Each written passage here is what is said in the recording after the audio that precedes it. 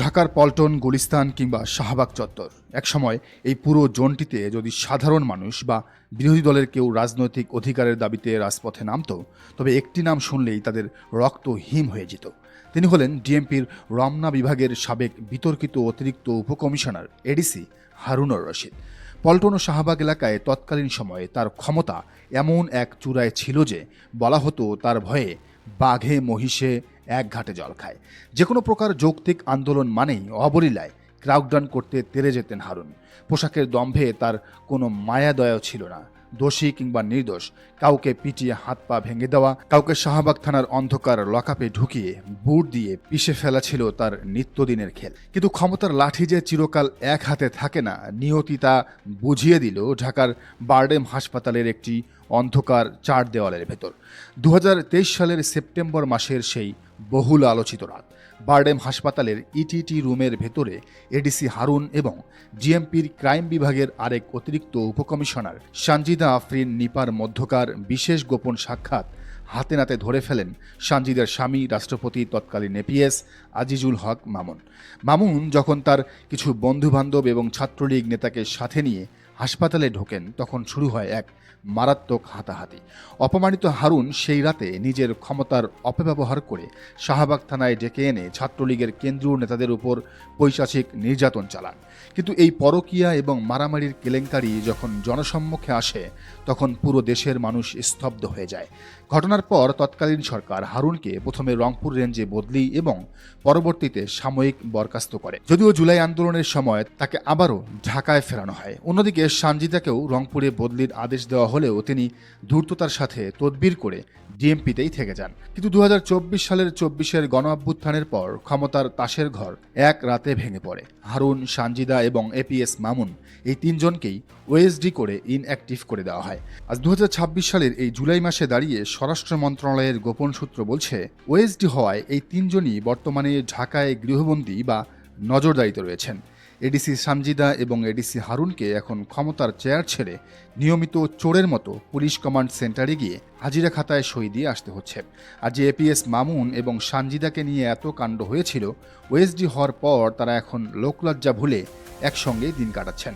কিন্তু খোদ ডিএমপির মিডিয়া বিভাগের উপকমিশনার মোহাম্মদ তালেবুর রহমান এবং পুলিশ সদর দপ্তরের এআইজি ইনামুল হক সাগর বলছেন, হারুন এবং সানজিদা বর্তমানে কোনো দায়িত্বে নেই, তারা কেবল ওএসডি হিসাবে নিয়মিত হাজিরা দিয়ে যাচ্ছেন। এদিকে যখন হারুন সানজিদার হাজিরা দেওয়ার গল্প নিয়ে সামাজিক যোগাযোগ মাধ্যমে তোলপাড় চলছে, ঠিক তখনই গত বৃহস্পতিবার স্বরাষ্ট্র মন্ত্রণালয়ের শৃঙ্খলা 2 শাখা থেকে জারি করা এক হাই ভোল্টেজ প্রজ্ঞাপনে 4 জন শীর্ষ পুলিশ কর্মকর্তাকে চাকরি থেকে সরাসরি বরখাস্ত বা গুড বাই জানিয়ে দেওয়া হয়েছে।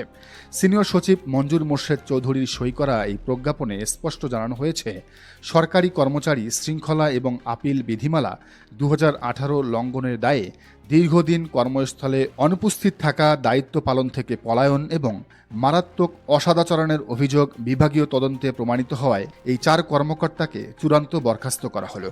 এই তালিকায় থাকা জামালপুরের ইন সার্ভিস ট্রেনিং সেন্টারের অতিরিক্ত পুলিশ সুপার মিশু বিশ্বাস ছিলেন বিগত স্বৈরাচারী প্রধানমন্ত্রীর অত্যন্ত বিশ্বস্ত ডান হাত। অন্যদিকে এএসপি মাহমুদুল হাসান ওমরা পালনের নাম করে গত 2024 সালের 28 আগস্ট সৌদি আরব পালিয়ে যাওয়ার পর আর কর্মস্থলে ফেরেননি। স্বরাষ্ট্র মন্ত্রণালয়ের অতিরিক্ত সচিব কাজী সাইফুল ইসলাম গণমাধ্যমকে কড়া ভাষায় জানিয়েছেন, বিগত 5ই আগস্টের পর থেকে পুলিশের অন্তত 82 জন ক্যাডার কর্মকর্তা বর্তমানে পলাতক আছেন, যাদের সবার ক্যারিয়ার চিরতরে ধ্বংস করার আইনি প্রক্রিয়া শুরু হয়ে গেছে। এর মধ্যে আছেন সেই এডিসি হারুন এবং সানজিদাও।